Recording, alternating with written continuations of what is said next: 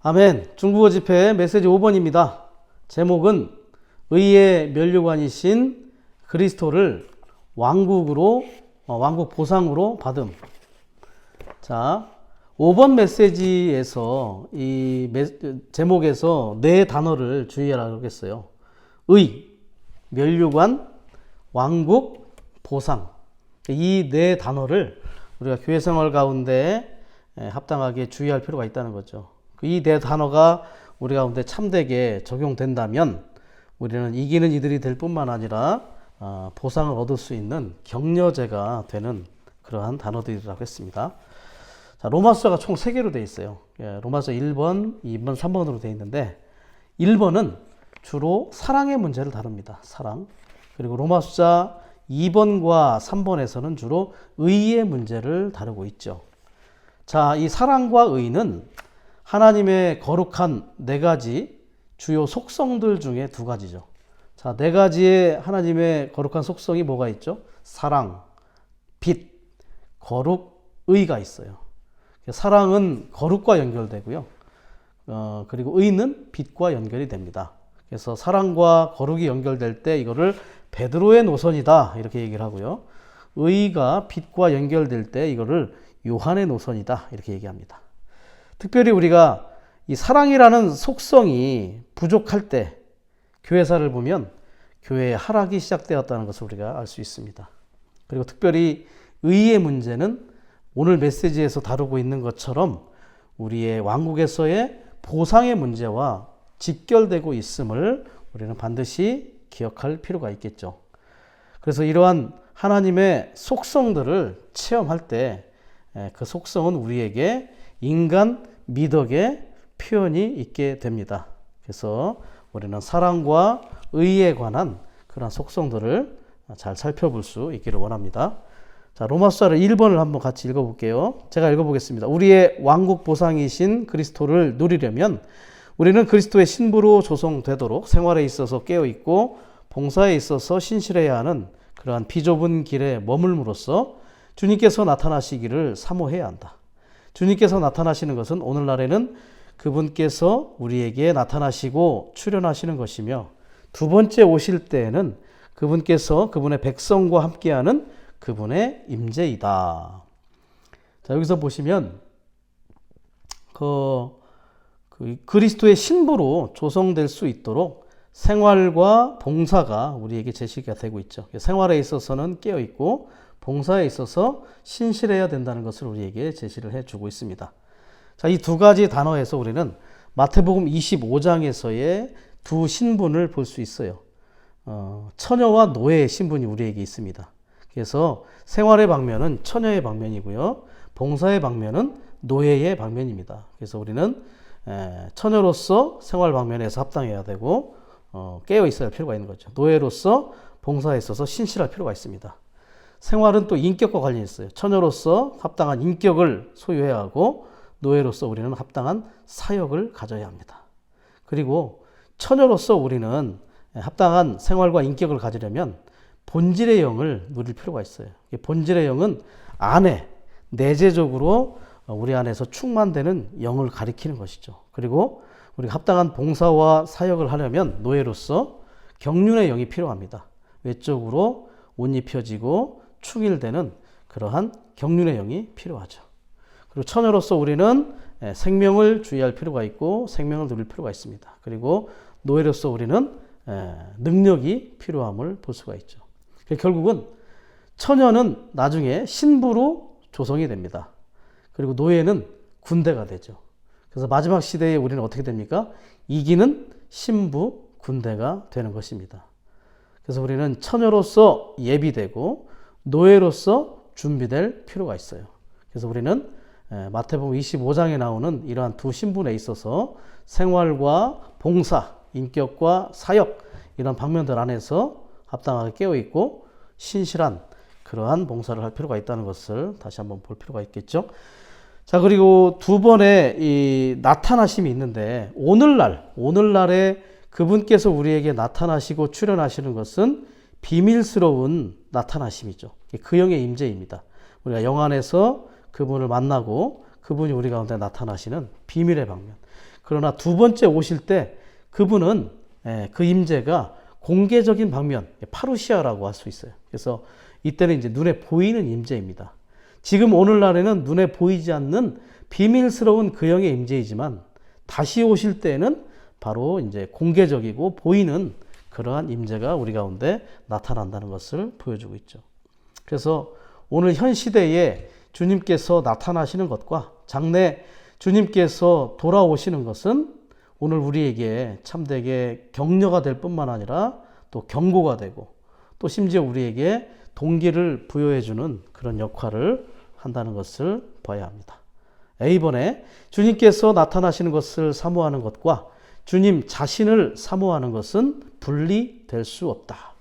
자, 주님께서 나타나시는 것을 사모한다는 것은 매일 주님 자신을 우리가 사랑함으로 그분을 만나기를 열망하는 겁니다. 사실 우리는 매일 아침 부흥을 할 때마다 주님이 우리에게 나타나시기를 사모하지 않습니까? 예, 그러한 사람이 사실은 주님의 다시 오심을 기다리는 사람입니다. 우리가 누군가에게 질문을 받죠. 자매님 혹은 형제님, 당신은 주님의 다시 오심을 기다리고 있습니까? 라고 할 때 우리는 이렇게 대답해야 합니다. 우리는 매일 아침 우리가 영안에서 주님이 나타나시기를 사모하기 때문에 나는 주님의 다시 오심을 사모하는 사람입니다. 매일매일 우리가 주님이 우리 가운데 나타나기를 열망하는 사람들이기 때문에 그러한 사람은 주님의 다시 오심을 기다리고 열망하는 사람들이라고 말할 수 있는 거겠죠. 자, B번입니다. 디모데후서 3장 2절부터 5절까지에 나오는 하락한 기독교에 대한 예언적인 그림에는 특정한 네 부류의 사랑하는 사람들, 즉 자기를 사랑하는 사람들, 돈을 사랑하는 사람들, 쾌락을 사랑하는 사람들, 하나님을 사랑하는 사람들이 언급된다. 사람이 무엇을 사랑하게 되면 그의 온 마음, 심지어 그의 온 존재가 그것을 생각하게 되고 그것에 빠져 사로잡히게 된다. 이것은 중대한 문제이다. 이렇게 얘기를 하고 있죠. 자, 여기에서 디도서 1장 8절에 몇 가지가 더 추가되는데 디도서 1장 8절에서는 선을 사랑하는 사람들을 또 얘기합니다. 그리고 디도서 2장 4절에서는 남편을 사랑하는 또 자녀를 사랑하는 사람들을 이야기하죠. 그래서 매 시대마다 어떠한 사랑의 대상들이 있다는 것을 보여주고 있어요. 심지어 데마라는 동역자는 현 시대를 사랑했죠. 현 시대를 사랑하여 바울을 떠났습니다. 바울을 떠났다는 것은 시대의 사역을 떠났다는 것을 볼 수가 있습니다. 특별히 이 네 부류의 사랑하는 사람들을 언급할 때 첫 번째, 자기를 사랑하는 사람도 있어요. 자기를 사랑하는 사람. 예. 그래서 자기 자신을 너무나 사랑하는 사람들의 특징은 자기 자신의 어떠함이 받아들여지지 않을 때 화를 잘 냅니다. 성질을 잘 내죠. 그래서 성질은 자아의 표현이거든요. 자기를 사랑하는 사람들의 특징은 성질과 화가 많다. 예. 그리고 두 번째, 돈을 사랑하는 사람들. 디모데전서 6장 10절에 보면 6장 10절에 그렇게 얘기하죠. 돈을 사랑함이 일만하게 뿌리이다. 예. 결과적으로 돈을 사랑할 때 모든 악이 그것과 연결되어 있음을 볼 수 있습니다. 돈을 사탄의 걸작품이라고 얘기해요. 사실 하나님의 걸작품은 교회죠. 사탄의 걸작품은 교회가 아니라 돈입니다. 그래서 우리는 돈을 사랑할 때 사실은 결과적으로 사탄의 걸작품을 사랑하는 것이고 모든 악한 것들의 뿌리가 된다는 것을 반드시 기억할 필요가 있습니다. 특별히 이 부분에 있어서 마태복음 13장에 보시면 씨 뿌리는 자의 비유에 있어서 세 번째가 가시덤불에 뿌려진 씨를 얘기하는데 이때는 그 씨가 자라면서 가시덤불에 가시가 찔리거든요. 가시에. 그렇기 때문에 그 가시가 상징하는 게 뭐냐면 염려예요. 염려와 재물에 대한 그러한 욕심이죠. 그렇기 때문에 사실은 우리가 생명이 성장할수록 한 번의 재물의 문제가 끝나지 않고 계속 가시가 돼서 우리를 찌르고 있다. 그래서 우리는 계속해서 이 재물의 문제를 처리할 필요가 있음을 다시 한번 볼 필요가 있습니다. 특별히 고린도 교회에는 몇 가지 문제가 있었습니까? 11가지의 문제가 있었어요. 그 마지막에 다루어진 게 뭐냐면 헌금의 문제를 다루고 있어요. 그런데 그 헌금의 문제를 다루기 전에 부활을 다룹니다. 그래서 우리가 돈 문제를 다룰 때는 반드시 부활 안에서 통과할 필요가 있다는 것. 부활 안에 있으면 우리는 합당하게 재물을 처리할 수 있는 사람들이라는 것을 반드시 보기 원합니다. 우리가 또 이기는 자가 돼서 합당하게 휴거가 되려면 세 가지 조건이 있어요. 첫 번째는 하나님과 동행하는 것입니다. 두 번째는 물질적인 소유를 이기는 것입니다. 그리고 세 번째는 생명이 성숙하는 거죠. 우리가 휴거가 되기 원한다면, 하나님이 목적하는 그러한 일을 동역할 수 있는 휴거를 하기 원한다면 반드시 두 번째 제시한 것처럼 물질적인 소유를 이기는 자들이 될 필요가 있는 것입니다. 그리고 이제 쾌락을 사랑하는 사람들 있죠. 쾌락. 예. 이 쾌락을 사랑하는 사람들, 당시에 그 유럽에서는 이제 철학이 있었어요. 그 헬라 철학이 있었는데 그 중에 에피쿠로스 학파가 바로 쾌락을 추구하는 학파였습니다. 쾌락의 반대말이 고통이거든요. 거기서는. 그래서 고통이 있기 전에 우리는 쾌락을 추구할 필요가 있다라는 사람들이 이렇게 쾌락을 추구하는 사람들이죠. 그것이 점점 심해져서 결과적으로 이제 육체의 자극을 사랑하고 육체의 자극을 추구하는 그러한 사람들이 된다는 것이죠. 이러한 사람들은 결국 영이 없는 사람들처럼 행동합니다. 그런데 쾌락의 마지막은 뭔지 아세요? 쾌락의 마지막은 자살입니다. 자살만큼 그렇게 자극적인 게 없다고 그러죠. 미국에 가보면 어느 도시 하나가 마약으로 완전히 점유된 그런 도시가 있다는 거예요. 그곳은 도시 전체가 마약을 이렇게 통제하기 어려운 그런 상황이죠. 그러한 사람들은 이렇게 쾌락을 사랑하다 못해 이러한 쾌락의 추구가 그들 자신을 완전히 구렁텅으로 빠뜨리는 그런 상황이 되었다는 것을 우리는 경고받을 필요가 있을 것입니다. 그리고 하나님을 사랑하는 사람들이 언급되죠. 여기서 중요한 것이 사람이 무엇을 사랑하게 되면 그의 온 마음, 심지어 그의 온 존재가 그것을 생각하게 된다. 그리고 그것에 완전히 사로잡히게 된다는 거죠. 그래서 우리가 어떠한 대상, 누군가를 사랑하게 되면 그 존재가 우리의 우선순위가 되죠. 모든 것들을 고려하고 생각할 때 그가 우리의 우선순위가 된다는 것을 볼 필요가 있습니다. 이런 말이 있어요. 사랑이란 함께 시간을 공유하는 것이다. 사랑하는 존재와 우리는 시간을 보내기를 원합니다.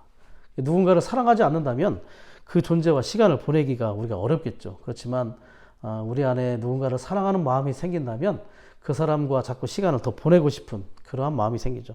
우리가 주님을 이렇게 온 마음과 온 존재로 그분을 사랑하게 된다면, 그분께 사로잡히게 된다면 우리는 그분과 더 많은 시간을 보내게 될 것입니다. 우리가 주님과 얼마나 많은 시간을 보내는지 이것이 우리의 사랑의 척도를 보여주는 것이라 하겠습니다. 자매님들이, 형제님들이 더 많이 주님과 시간을 보낸다면 그만큼 우리는 주님을 더 사랑하고 있다는 것을 알 수가 있는 것이죠. 아까 이제 그 자기를 사랑하는 부분을 얘기했죠.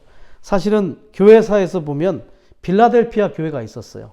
빌라델피아 교회는 뭐냐면 형제 사랑의 교회였죠. 그들은 하나님에 대한 사랑이 증거하여 형제를 사랑하는 전체가 사랑스러운 그런 느낌이 가득했던 교회입니다. 그렇지만 이 빌라델피아 교회가 하락했을 때 라오디게아 교회가 됩니다. 그 라오디게아의 뜻이 뭐냐면 성도들의 의견이에요. 자, 사람들이 의견이 많다는 것은 자기를 사랑한다는 얘기입니다. 결과적으로 교회의 하락은 형제의 사랑에서 자기를 사랑하여 의견이 충만한 그러한 교회가 되었다는 것을 우리는 다시 한번 볼 필요가 있겠죠. 그리고 우리 찬송가 366장 2절 가사에 보면 이렇게 되어 있어요. 내가 사랑하는 것 그것이 내가 돼. 주 사랑하려느냐 흙 사랑하려느냐. 주 채우면 주 되고 흙 채우면 흙 돼. 내 자신 비울 때에 주 만유 채우리.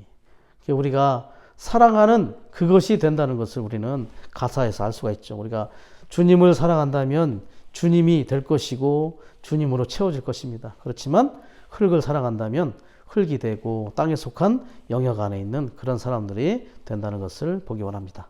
자, 10번입니다. 교회가 승리하여 영광이 가득한 날이 오게 될 것인가, 아니면 하락하여 비통한 날들이 오게 될 것인가는 전적으로 우리가 무엇을 사랑하는 사람들인가에 달려있다. 역사를 통해 우리는 교회가 사랑하게 된 원인이 주님을 첫째가는 사랑을 잃어버렸 것이었음을 우리는 알 수가 있다. 우리는 어떤 사랑을 하는 사람들인가를 알 필요가 있죠. 그리고 교회가 승리해서 영광이 가득한 날이 오게 하려면 교회 안에 한 무리의 이기는 성도들이 필요합니다. 주님을 사랑하고 주님과 연결되고 주님의 일에 동참하는 그런 한 무리의 이기는 이들이 필요하겠죠. 특별히 이 시본에서의 관련 구절 계시록 2장 4절은 에베소 교회를 얘기하고 있습니다. 에베소 교회의 그 시작이 가장 큰 문제가 뭐였냐면 교회의 하락이 시작되는 것이었는데 그 하락의 원인이 바로 주님을 향한 첫째가는 사랑을 잃어버렸기 때문입니다. 자, 에베소 교회를 잠시 살펴보면 에베소 교회는 그 이름은 아주 바람직한 교회라는 뜻을 가지고 있었어요. 그렇지만 그의 결과는 바람직하지는 못했죠. 에베소 교회는 계시에 있어서 가장 높은 교회였습니다. 그리스도의 몸에 관한 그러한 계시가 있었죠. 그리고 바울이 많은 지방교회들 중에 가장 신경을 많이 쓴 교회였어요. 최장 시간에 3년이라는 그 시간을 그곳에서 보냈던 것을 우리가 알 수 있죠. 두란노 서원 2년을 포함해서 3년의 시간을 보냈는데 그곳에서 에베소서 사도행전은 그렇게 얘기하죠. 각 사람을 밤낮 눈물로 훈계한 것을 기억하라고 했죠. 그래서 그만큼 에베소 교회를 위해서 더 헌신했고 많은 방면에 있어서 신경을 썼지만 소득은 그렇게 많지 않았다는 것을 우리 볼 수 있죠. 그리고 그곳에 가면 그 에베소에는 제우스와 아데미 신전이 있었어요. 많은 그 신화의 어떠함이 그곳에 많이 노출되었죠. 그렇지만 사도행전 19장에 보면 하나님의 말씀이 그 에베소 교회에 들어갔을 때 성도들이 많은 마술책들을 끌고 왔어요. 그래서 그 마술책들을 모두 불태웠는데 그걸 환산하면 은전 5만이나 됐다는 거예요. 근데 은전 한 잎이 하루치 품삯이라고 할 때 그 은전 5만을 제가 환산을 해보니까 만약에 하루 일당을 10만 원으로 계산하면 50억 원입니다. 50억 원. 그리고 5만 원으로 계산하면 25억 원이고. 그러니까 어마어마한 마술책들이 있었어요. 그 마술은요, 그 마법입니다. 마법. 신 접하는 것. 이게 신을 접하는 그러한 책들이 그곳에 있었다는 거죠. 그러나 하나님의 말씀이 들어갔을 때 그 모든 것들을 불태울 정도로 아주 이렇게 말씀이 충만한 그러한 교회였습니다. 그렇지만 교회가 세워진 지 30년이 채 되지 않았을 때부터 교회의 하락이 시작되었음을 우리는 경고로 받을 필요가 있습니다. 많은 일들이 있었습니다. 그곳에 많은 일들이 있었지만 결과적으로 가장 중요한 신랑이신 주님에 대한 사랑이 식음으로 인하여 결과적으로 교회의 하락의 단초가 되는 그러한 교회가 되었다는 것을 우리는 경고로 받을 필요가 있겠죠. 그리고 마지막에 있는 교회가 바로 라오디게아 교회인데 그 교회의 상태는 미지근한 상태가 됐어요. 결과적으로 주님을 향한 첫째가는 사랑을 잃어버렸을 때 교회의 마지막은 미지근한 교회가 된다는 것을 우리는 알 필요가 있습니다. 그 전에 빌라델피아에서 잠시 형제 사랑이 회복되었지만 다시 미지근하게 다시 하락됐다는 상황을 우리는 볼 필요가 있겠죠. 우리는 우리의 온 혼과 우리의 온 마음 그리고 온 존재, 온 힘을 다해서 주님을 사랑할 필요가 있습니다. 이 사랑이야말로 우주 안에서 가장 높고 가장 아름답고 가장 깊은 사랑이라는 것을 우리는 알 필요가 있겠습니다. 자, D번. 교회가 승리하는 수준을 유지하도록 우리는 하나님을 사랑하는 사람들이 되어야 하며 이것은 하나님의 경륜을 성취하기 위한 것이다. 주님은 그분을 사랑하는 사람들에게 생명의 면류관과 왕국의 유업을 주시겠다고 약속하셨다. 자, 그 2번까지 읽어보겠습니다. 썩지 않을 면류관은 그리스도인의 경주에서 승리한 경주자에게 주님의 구원에 더하여 상으로 주어지는 영광과 아름다움을 상징한다. 자, 그리고 이제 1번, 2번 중에 2번에 보면 또 의의 면류관이 나오죠. 자, 성경에서는 몇 가지 면류관이 언급이 됩니다. 자, 첫 번째, 의의 면류관이 있어요. 의의 면류관. 의의 면류관은 바울이 얘기했습니다. 이 의가 보상의 문제라는 것을 우리가 볼 수 있죠. 결과적으로 하나님의 왕국은 의의 문제다라는 것을 우리가 볼 수 있습니다. 두 번째, 생명의 면류관이 있어요. 생명의 면류관은 야고보가 얘기했고 요한이 얘기했습니다. 결과적으로 이 생명의 면류관은 우리가 부활 생명을 누리고 체험함으로 뛰어난 부활에 이르러야 한다는 것을 보상에서 강조해주고 있어요. 우리는 부활 생명을 누리는 자들이 되고 뛰어난 부활에 이르러야 한다. 세 번째는 영광의 면류관이 있습니다. 영광의 면류관. 영광의 면류관은 베드로가 얘기했어요. 베드로. 이 보상의 문제가 하나님의 영광을 표현하는 것에 달려 있다는 것을 강조해 주는 거죠. 우리는 매일매일 조금씩 한 단계 한 단계 우리의 영광이 더 업그레이드가 될 필요가 있어요. 한 단계의 영광에서 다음 단계의 영광 안으로 결과적으로 우리의 죽을 몸까지도 하나님의 영광을 표현하는 그러한 변형의 상태까지 이르러야 할 필요가 있다는 것이죠.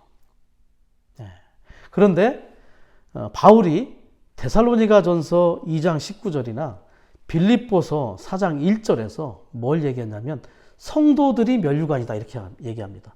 여러분들이 나의 면류관이다. 이건 뭘 얘기하냐면 목양을 얘기하는 거죠. 우리가 다른 이들을 합당하게 목양할 때 그 목양의 결과가 우리의 또 보상이라는 것을 보여주고 있죠.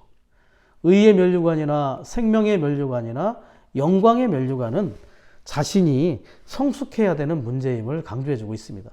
그러나 성도들이 면류관이라고 말하는 부분에 있어서 우리는 다른 이들을 또 관심하고 목양하여 그들이 하나님의 경륜안에 필요하다는 것을 우리가 다시 한번 볼 필요가 있는 것이겠죠.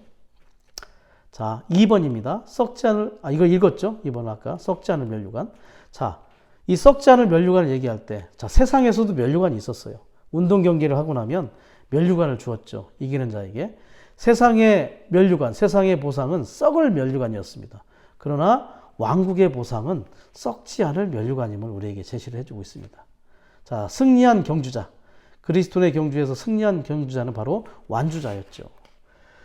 썩어 없어질 이러한 면류관을 얻기 위해서도 운동선수들은 아주 자제를 했어요. 음식도 주의하고 많은 일들을 자제한 걸 볼 수 있습니다.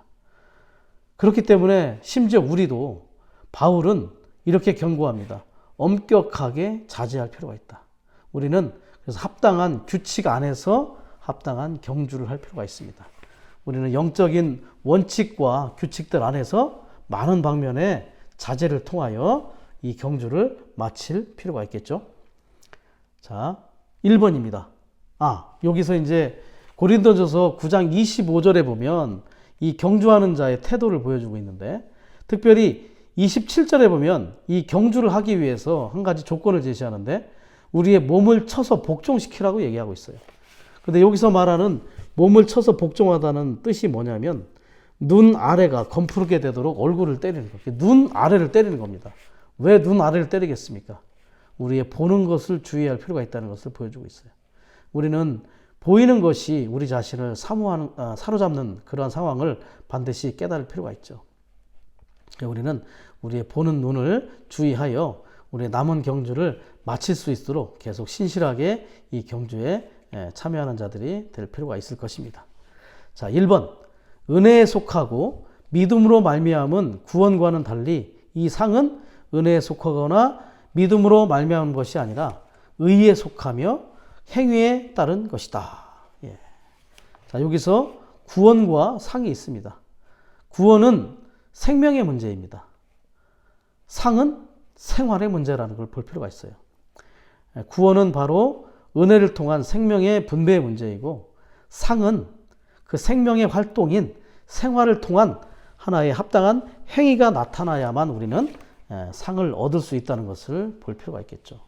왕국은 상이 있거나 벌이 있습니다.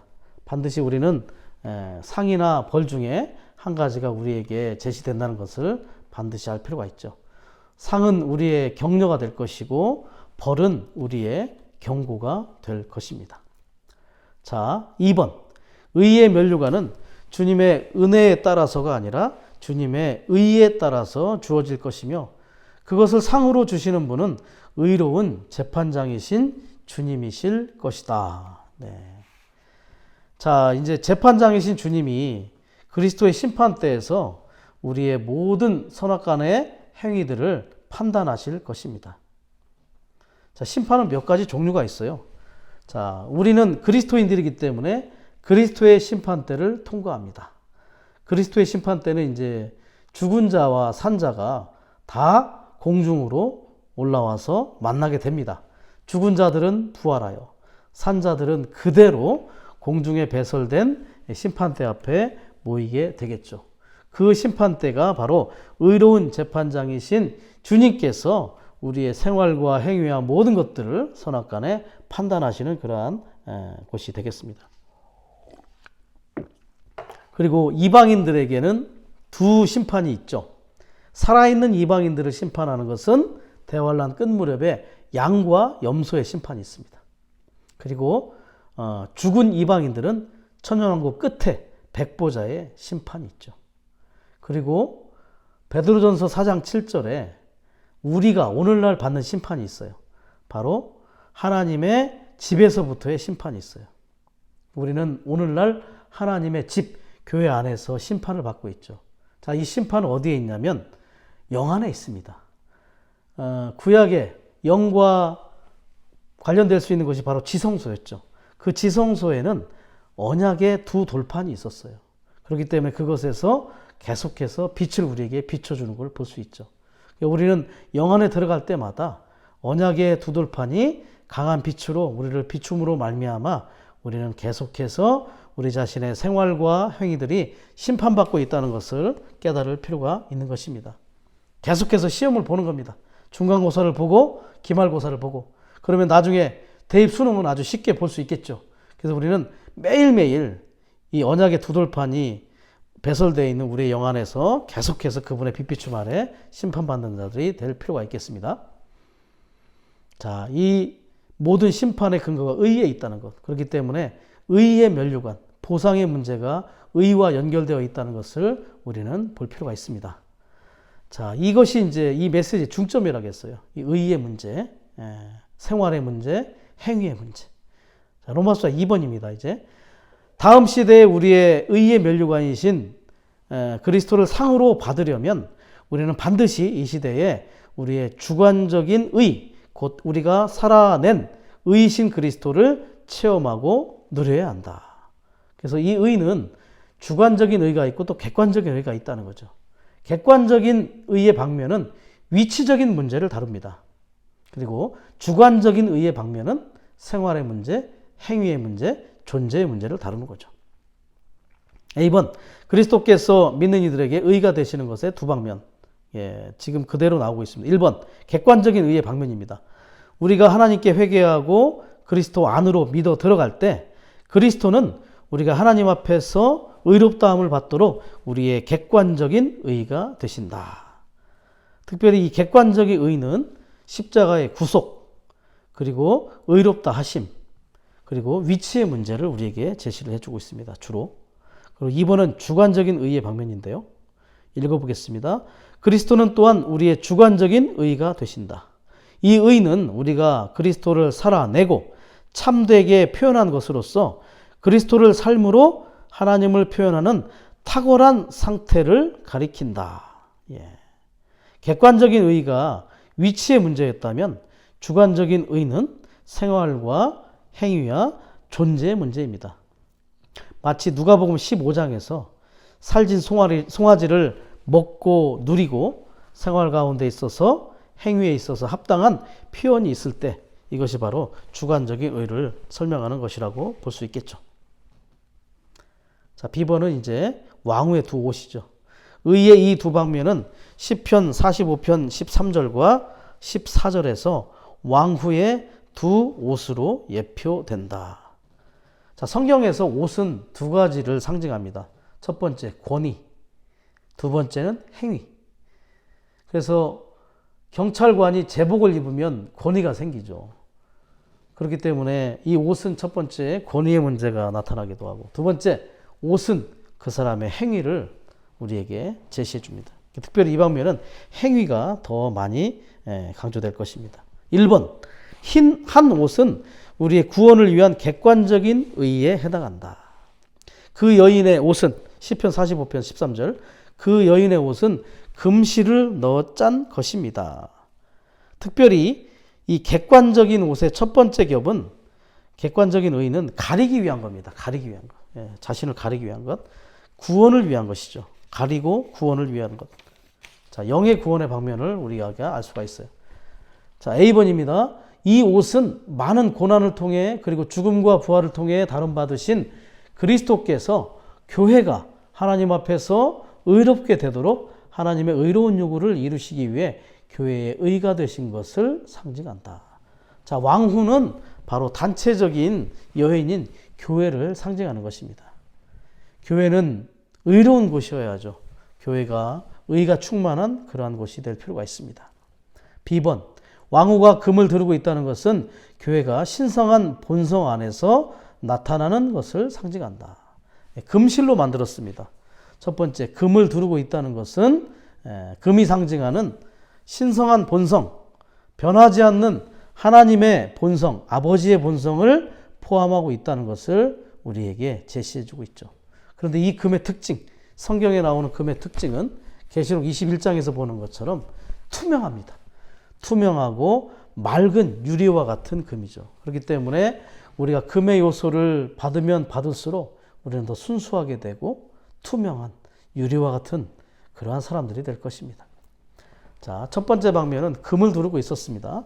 자, 이것은 가리기 위한 것이고 구원을 위한 그런 옷이었습니다. 자, 2번, 또 다른 옷은 우리의 승리를 위한 주관적인 의에 해당한다. 그 여인은 수놓아진 옷을 입고 왕께로 이끌릴 것이다.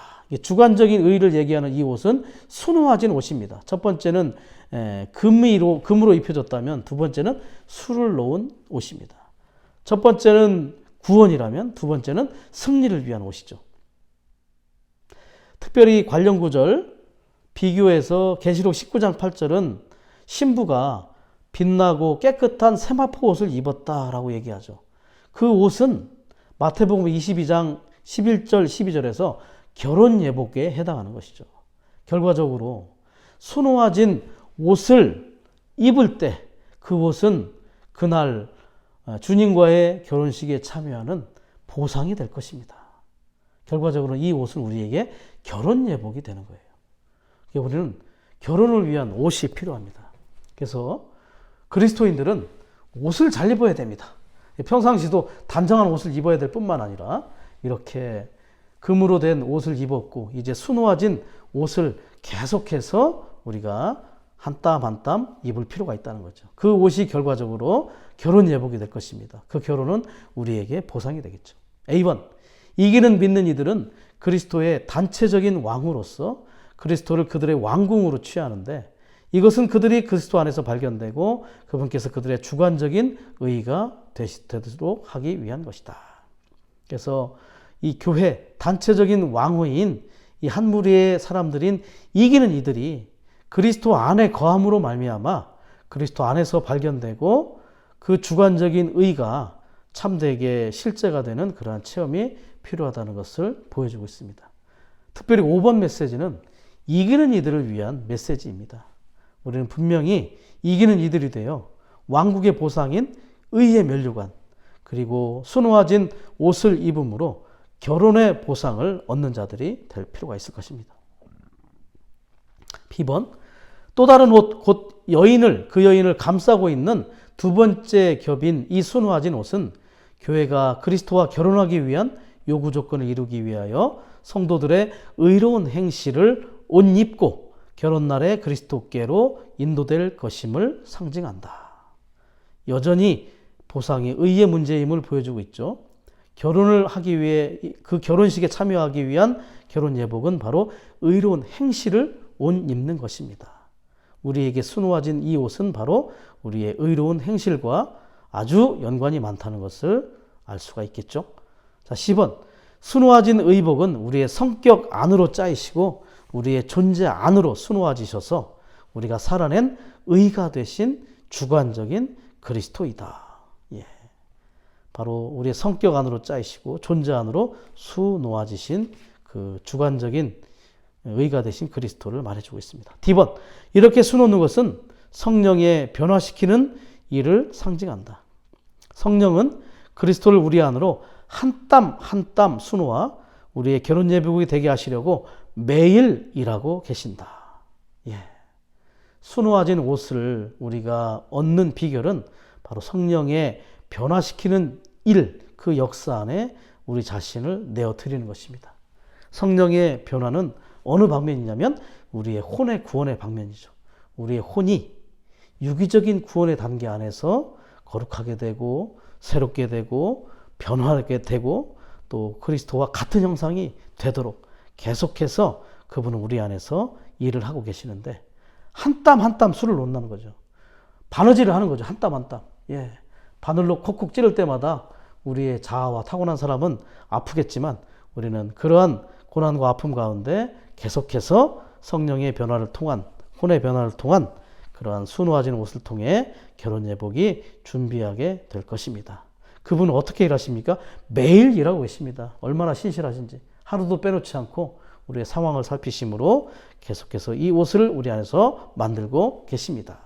성격도 우리 안에서 그분을 통하여 안에서 짜이게 하시고 또 존재 안으로 계속 수놓는 그리스도의 역사가 있습니다. 자, 이 객관적인 의와 주관적인 의를 11가지 방면에서 제가 이렇게 비교를 해 드리겠습니다. 자, 객관적인 방면과 주관적인 방면 연달아 얘기할게요. 첫 번째, 객관적인 의는 죄인이 하나님 앞에서 의롭다함을 받는 것이다. 주관적인 방면은 성도들이 그리스도 앞에서 의롭다함을 받는 것이다.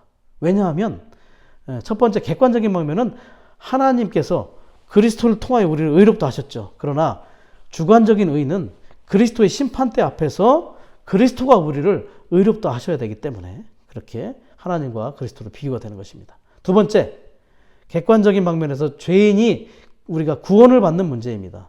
주관적인 방면은 믿는 이들이 승리하는 문제. 구원과 승리 차이가 있죠.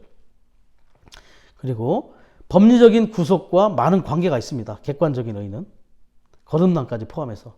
그렇지만 주관적인 의는 유기적인 구원을 통해서 혼의 구원이 이루어지는 부분이죠. 객관적인 의는 그리스도를 믿음으로 이루어집니다. 주관적인 의는 그리스도를 확대함으로 이루어집니다. 객관적인 의는 은혜에 의한 믿음으로, 주관적인 의는 의에 의한 행위로 말미암아. 그리고 객관적인 의는 의로우신 하나님을 만족시키지만 주관적인 의는 승리하신 그리스도의 요구를 만족시킵니다. 그리고 객관적인 의는 우리가 그리스도 안에 거하게 하고요. 주관적인 의는 그리스도가 우리 안에 거하시는 방면입니다. 객관적인 의는 하나님의 집에 자녀가 되는 문제이지만 주관적인 의는 이기는 이들이 어린 양의 신부가 되는 문제입니다. 객관적인 의는 하나님의 집 안에서의 잔치에 참여하는 것이지만 주관적인 의는 그리스도의 결혼잔치에 참여하는 것이죠. 그리고 객관적인 의는 믿음으로 말미암아 의를 받게 되는 것이고 주관적인 의는 그분에 의한 사랑에 의해서 의를 나타내는 것입니다. 생활 가운데. 객관적인 의는 영원한 생명을 얻지만 주관적인 의는 왕국을 보상으로 얻는 문제임을 볼 필요가 있습니다. 우리가 첫 번째 옷의 방면, 이러한 객관적인 방면, 이렇게 의롭다 하심과 또 구속과 거듭남의 구원을 받은 것에 만족하는 그러한 그리스도인들이 되어서는 안 됩니다. 우리는 반드시 우리가 심판대 앞에 통과해야 될 때가 온다는 것을 기억할 필요가 있습니다. 그래서 우리가 그분께, 그리스도께 인정받고 보상을 얻으려면 반드시 주관적인 의의 방면, 성령이 우리 안에서 수놓으심으로 산출되는 두 번째 옷이 반드시 필요하다는 것을 볼 필요가 있습니다. 이렇게 우리는 계속해서 우리 안에서 일하시고 우리 안에서 변화시키시는 그분의 역사에 우리 자신을 더 내어드릴 필요가 있습니다. 자, 2번. 회복되었다가 타락된 교회는 대가를 지불하여 자신의 주관적인 의이신 그리스도를 살아야 한다.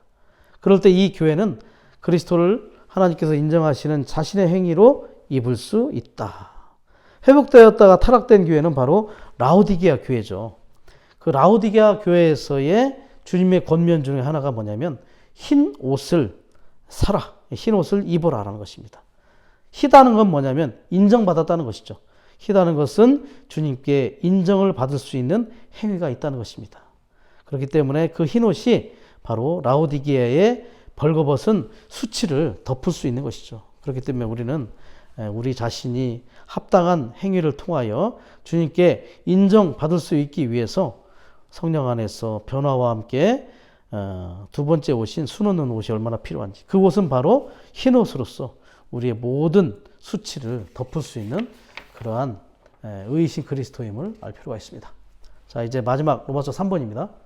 주님께서 그분의 하늘에 속한 왕국 안으로 나를 구원하실 것입니다. 자, 이제 이 보상은 이 왕국이 하늘에 속한 왕국임을 보여주고 있습니다. A번, 하늘에 속한 왕국은 의의 면류관과 동일한 것으로서 그들의 아버지의 왕국, 내 아버지의 왕국, 그리스도와 하나님의 왕국, 우리의 주님이시며 구주이신 예수 그리스도의 영원한 왕국이며 이기는 성도들에게 보상이 될 것이다. B번, 이기는 믿는 이들은 하늘에 속한 왕국, 곧 천국의 출현에 참여할 것이다. 마태복음 7장 21절에서는 누가 천국의 출현에 참여할 수 있냐? 주여 주여 하는 자들이 아니라 아버지의 뜻을 행하는 자가 천국의 출현에 참여할 수 있다고 말하죠. 자, 아버지의 뜻을 행하는 것은 바로 하나님의 신약 경륜을 수행하는 것입니다. 우리 안에 그분 자신을 계속 분별받고 또 유기적인 변화를 체험하고 합당하게 하나님의 영광을 표현하는 그러한 일을 하는 사람들, 그것은 바로 아까 말씀드린 것처럼 우리 안에 성령의 변화시키는 역사 안에 있고 우리가 두 번째 옷, 바로 성령의 수놓는 그 옷을 얻는 것과 연결되고 있습니다. 자, 1번, 의인들 곧 왕국의 아들들인 이기는 이들은 그들의 아버지의 왕국에서 해처럼 빛날 것이다. 마태복음 13장 43절에 이 말씀을 하고서 뒤에 부분에 하나를 더 첨가했어요. 들을 귀가 있는 자들은 들으라. 우리 이런 말씀을 들을 귀가 있어야 돼요. 우리의 귀가 더 할례될 필요가 있죠. 더 우리의 귀가 기름 바름으로 말미암아 그분이 하시는 이러한 말씀을 더 들을 필요가 있습니다. 우리는 장래에 이기는 자들이 될 때 왕국에서 해처럼 빛나는 자들이 되겠죠. 자, 말라기 4장 2절 말씀을 보면 아버지가 빛이라고 얘기해요. 아버지가 빛이시고 그리스도께서 의의 해이시다 이렇게 얘기합니다. 아버지도 빛이시고 사실은 그리스도도 빛이시죠. 그래서 우리가 그리스도의 빛비춤을 누리는 그러한 사람들이 결국은 우리 안에 있는 내적 어둠을 다 몰아내고 생명이 성장하고 모든 불의를 없애고 그래서 생명 안에서 치료를 받는 그러한 실제가 있다는 거죠. 의의 해이신 그리스도 또 빛이신 아버지를 통하여 그 빛의 공급이 우리 안에 있는 모든 어둠과 소극적인 요소들, 불의한 것들을 다 몰아내요.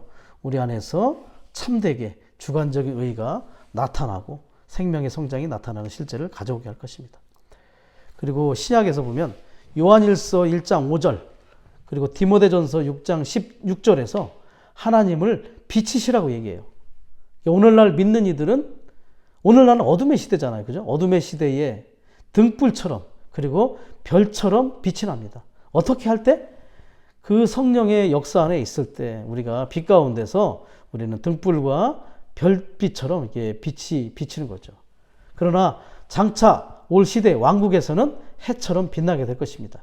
오늘은 등불과 별빛이지만 장래에는 해처럼 아주 밝게 빛나는 그러한 존재들이 될 것입니다. 자, 2번. 이기는 이들은 하늘에 속한 왕국에서 그들의 주님과 함께 새 언약의 잔을 새롭게 마실 것이다. 이것도 하나의 보상 중에 하나인데, 자, 마태복음 26장은 주님께서 주님의 상을 세우실 때를 말씀하십니다. 자, 이때 주님의 상을 세우시면서 하신 말씀 중에 뭐라고 했냐면, 주님은 이제 육신적으로 믿는 이들에게서 떠나시죠. 이제 죽음과 부활을 거쳐서 떠나 계시다가 이제 다시 돌아오시면 아버지의 왕국 안에서 이제 이기는 믿는 이들과 함께 포도나무에서 난 것을 마시지는 않지만 이제 새로 돌아온 이후에는 이제 새 언약의 잔을 새 것으로 마시게 된다. 그때까지는 그래서 포도나무에서 나온 것을 마시지 않을 것이다 라는 걸 얘기하죠. 왜냐하면 여기 계시지 않으니까. 대신에 포도나무에서 나오는 것들을 우리는 계속 마시면서 기념을 이어가고 있습니다. 그러나 주님이 다시 오신 후에는 새 언약의 잔으로 우리는 새 것으로 새 언약의 실제를 누리게 될 것입니다. 새 언약을 온전하게 누리게 된다는 거죠. 새 언약이 그때가 되면 완전히 우리의 참된 실제가 된다는 것을 말해주고 있습니다. 그리고 4번에 보면 유업이 나오죠. 찾으셨죠? 5번에 보면 또 유업이 있습니다. 자, 사실 2번에 나오는 새 언약과 이 유업은 다 같은 말입니다. 자, 새 언약을 한번 정리해 볼게요. 마태복음 26장에 새 언약을 제정했어요. 자, 먼저 언약이란 무엇이냐? 자, 언약과 약속은 다른 거예요. 약속이라는 것은 구두로 한 말이죠. 구두. 예. 이 약속은 구두로 했기 때문에 뭔가 구속력이 없습니다.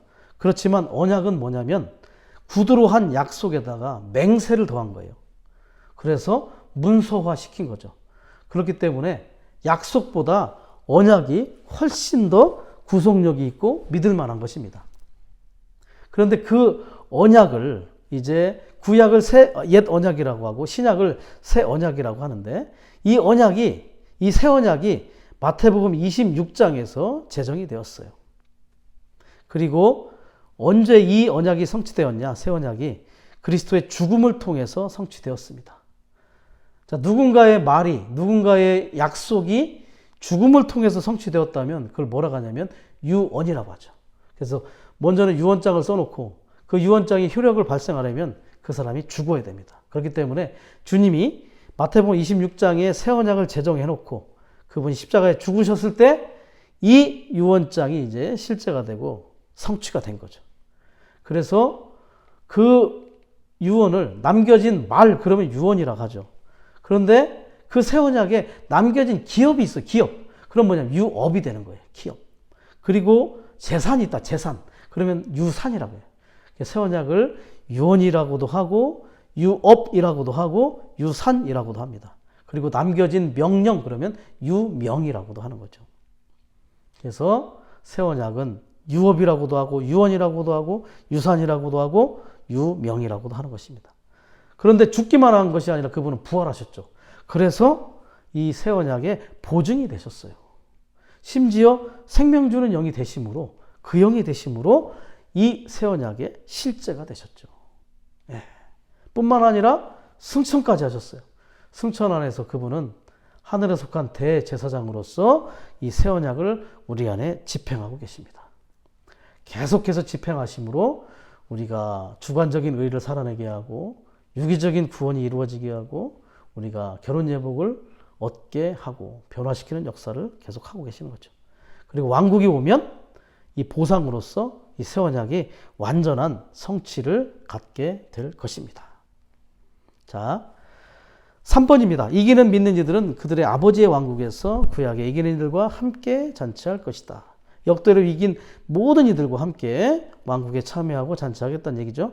자, 4번 이기는 믿는 이들에게 하늘에 속한 왕국은 즐거운 유업일 것이다. 예. 이 시대는 고통이 있지만 그때는 이제 고통이 없고 아주 기쁨의 생활이 될 것이라는 것을 보여주고 있습니다. 5번 이기는 이들은 하늘에 속한 왕국에서 영원한 생명을 유업으로 받음으로써 신성한 생명을 더 충만하게 누리게 될 것이다. 여기서 충만하게 신성한 생명을. 자, 세 시대의 차이가 있어요. 오늘날에는 이 신성한 생명을 미리 맛보는 시대입니다. 미리 맛봄. 예. 왕국에서는요, 다가올 왕국에서는 충만한, 여기서 말하는 것처럼 충만하게 누리는 시대입니다. 충만하게. 그리고 새 예루살렘 안에서는 완전한 누림 안에 들어가는 거예요. 오늘은 미리 맛봄. 왕국에서는 충만한 누림. 새 예루살렘 안에서는 완전한 누림 안에 들어가게 될 것입니다. 자, 6번. 이기는 이들은 하늘에 속한 왕국에서 주님의 기쁨에 참여하여 자신의 혼을 얻고 혼을 구원하며 혼의 구원을 누릴 것이다. 오늘날 우리가 주님을 사랑하고 그렇다면 십자가를 통해서 우리의 자아를 끝내고 부인하는 그러한 체험이 필요합니다. 우리의 혼의 구원이 필요합니다. 우리의 혼이 온전하게 되어야 되고 우리의 혼이 변화되어 오겠죠. 성령의 변화시키는 역사 안에 한 땀 한 땀 수놓는 일 안에서 우리의 혼은 계속해서 변화될 것입니다. 우리의 혼이 그릇이라고 얘기하죠. 마태복음 25장에 그 처녀들은 등에는 기름이 있었지만 그릇에 기름이 있는 자들이 5은 있었고 5은 없었어요. 그 그릇이 혼을 얘기하는 거죠. 우리는 우리의 그릇인 혼에 기름이신 그 영으로 가득 채워질 필요가 있습니다. 변화되어야 되고 이 기름인 그 영이 계속 채워지는 그러한 체험이 필요하죠. 그럴 때 왕국 안에서 우리의 혼은 어떠한 문제나 슬픔과 고난도 없는 그러한 때가 올 것입니다. 그러나 이 시대의 이 일에 우리가 실패한다면, 이 일을 극복해내지 못한다면 천년 동안 형벌과 함께 아주 자책하는 이를 갈미 있다는 것을 반드시 기억할 필요가 있습니다. 이 시대에 반드시 우리는 혼이 구원받고 혼이 변화될 필요가 있습니다. 성령의 변화시키는 역사 앞에 우리 자신을 더 내어드릴 필요가 있습니다. 자, 7번. 이기는 믿는 이들은 하늘에 속한 왕국에서 그리스도와 함께 왕으로서 다스리며 민족들을 통치할 것이다 라고 되어 있죠. 자, 계시록 2장 27절에 보면 이기는 이들에게 다스리는 권위가 주어질 것임을 말하고 있어요. 자, 사실 왕국이라는 말은요, 왕국이라는 말이 영어로 킹덤이죠. 킹 그리고 도미니언이라고 하는 단어가 합성된 거예요. 도미니언은 통치와 다스림이라는 뜻을 갖고 있거든요. 그렇기 때문에 킹덤 그러면 뭐냐면 왕이 통치하고 다스리는 겁니다. 자, 왕국은 왕이 통치하고 다스리죠. 그런데 이 다가올 왕국은 그리스도 한 분이 아니라 복수의 왕들, 우리가 공동 왕들이 돼서 통치하고 다스리는 거예요. 그래서 이 왕국은 공동 왕들의 통치인 것이죠. 복수의 왕들. 자, 여기서 근데 재밌는 게 27절의 말씀, 다스리는 권위가 주어질 것을 말했는데, 이 다스린다는 말의 헬라어의 원문, 헬라어는 포이마이노라고 되어 있는데, 이게 영어로 셰퍼드입니다. 셰퍼드. 뭐냐면 목양하다. 양을 치다. 그래서 약간 제가 헷갈리는 거예요. 왜 다스린다는 말이 이렇게 목양하다는 말과 이렇게 같이 혼용을 썼을까? 그런데 제가 아까 심판의 말을 얘기할 때, 이 민족들은 누구냐면요. 사실은 여기서 말하는 민족들은 왕국 시대에 이기는 자들과 제사장들의 이러한 다스림을 받는 그 민족들인데, 살아있는 이방인들인 양과 염소의 심판, 대환란 끝 무렵에 양과 염소의 심판에서 염소는 불못으로 바로 가고요. 양들이 바로 이 왕국에서 민족들이 됩니다. 그들은 대환란 기간에 천사들이 전하는 영원한 복음을 통해서 생명을 안으로 영접하지 못하지만 왕국 안으로 들어가서 이기는 이들의 다스림을 받는 그러한 자들이죠. 자, 양과 염소의 심판이라겠죠. 양으로 분류되었기 때문에 그들을 다스리는 것은 목양하는 것과 같은 의미라고 말할 수 있겠죠. 계시록 22장 2절에 보면 이 민족들을 어떻게 다스리는지를 얘기해 주고 있어요. 어떻게 목양하는지. 자, 민족들은 생명나무의 잎들로 치료함을 받는다라고 되어 있죠. 자, 우리는 생명나무의 열매를 취할 수 있지만 민족들은 생명나무의 열매는 취할 수 없고 생명나무의 잎들을 취합니다. 근데 잎들이 상징하는 게 뭐냐면 사람의 행위를 상징합니다. 창세기 3장 7절에 보면 아담과 하와가 범죄한 이후에 나무의 잎을 엮어서 허리 가리개를 만들어서 자신을 가렸죠. 자신의 행위를 가지고 죄를 가리려 했다는 것을 상징하는데, 그때도 마찬가지로 이 나무의 잎이 사람의 행위를 상징합니다. 그렇기 때문에 생명나무의 잎들이라고 말하는 것은 생명나무가 그리스도를 상징하기 때문에 그리스도의 행위를 상징하는 거예요. 그런데 이 생명나무의 잎들을 어떻게 치료를 하느냐? 이 생명나무의 잎들을 우리가 먹고 누리지 않습니까? 생명나무를 우리가 먹고 누림으로 이 생명나무이신 그리스도가 우리 안에서 조성돼서 이 생명 공급을 먹고 누림으로 우리가 생명나무이신 그리스도를 표현해낼 때 우리 안에서 표현된, 우리가 밖으로 표현된 그 행위가 바로 생명나무의 잎들이 되는 거예요. 우리가 그리스도를 생명나무를 취했을 때 그 생명나무의 실제가 참되게 우리 안에서 조성과 모든 것이 되었을 때, 우리가 다른 이들을 만날 때, 이방인들을 만날 때 우리의 그리스도의 행위가 바로 생명나무의 잎들로서 그 행위가 그들의 외적인 안내와 규칙을 삼게 해주는 역할을 한다는 거죠. 그것이 그들을 치료합니다. 자, 예루살렘 안에서도 사실 왕국 안에서도 이 생명나무의 잎들이 우리를 통해 표현된 그리스도의 행위들이 그들을 온전하게 할 수 있다는 것을 보여주고 있죠. 이것이 바로 목양하고 다스리는 겁니다. 사실 이것을 볼 때 오늘날도 동일해요. 우리가 합당하게 그리스도의 행위를 표현해내야 되죠. 우리는 계속해서 생명나무를 더 먹음으로 우리가 우리 안에서 그리스도의 행위들, 생명나무의 잎이 나와서 다른 이들을 다스리고 목양하는 그런 실제가 필요할 것입니다. 그럴 때 그들이 우리의 행위를 보고 아, 저들은 참 아주 놀라운 참다운 그리스도인이구나, 이러한 것들을 깨닫게 할 필요가 있겠죠. 그럴 때 그들이 우리의 복음을 듣고 하나님의 자녀가 될 수 있을 것입니다. 이것이 바로 우리가 왕의 직분을 실행하는 것이죠. 자, 성경에서 왕이 될 수 있는 조건은 바로 목양할 수 있는 조건임을 우리가 볼 수 있습니다. 자, 구약에 왕의 직분은 누가 있었냐면 그 장자권 중에 왕의 직분이 야곱의 아들들 중에 유다에게 갔습니다. 그런데 이 유다에게 왕의 직분을 받을 만한 그러한 인성과 미덕이 있었어요. 그 두 가지가 뭐냐면, 첫 번째, 형제들이 요셉을 죽이려 했을 때 요셉을 죽이지 못하게 막았던 것이 바로 요셉이었습니다. 유다였습니다. 그리고 요셉이 그 이집트의 총리가 되었을 때 그 먹을 것이 없었죠, 가나안 땅에. 그리고 나서 형제들이 왔을 때, 그리고 동생을 데리고 왔을 때 그 동생을 이렇게 붙잡고 있으려 했을 때 유다가 그랬습니다. 이 동생을 데려가지 않으면 늙은 아비가 죽음을 면치 못할 것입니다. 그래서 자기가 대신 볼모가 되겠다고 하죠. 그래서 왕이 될 수 있는 조건은 교회 안에서 가장 약한 요셉과 같은 자, 그리고 교회 안에서 가장 연로하고 또 노약자인 그 야곱과 같은 그러한 사람들을 체휼하고 동정할 수 있으면 그가 바로 왕이라는 것이죠. 왕은 목양하며 체휼하고 동정하고 사랑으로 다스리고 통치하는 것입니다. 신약에서 왕의 조건을 제시해 주는 게 바로 한 구절이 있어요. 에베소서 4장 2절인데요. 모든 일에 겸허하고 온유하고 오래 참음으로 사랑 안에서 짊어지는 것이다.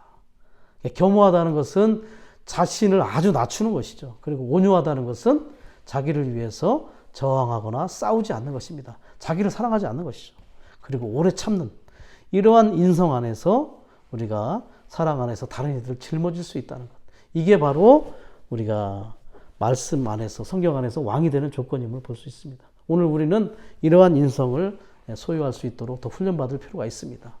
우리의 혼이 변화되고 우리가 한 땀 한 땀 주관적인 의의를 살아내므로 말미암아 그분 앞에 합당하고 온전한 그런 혼이 나타나고 합당한 인성이 나타나는 그런 실제가 있기를 원합니다. 주님을 찬양합니다. 아멘.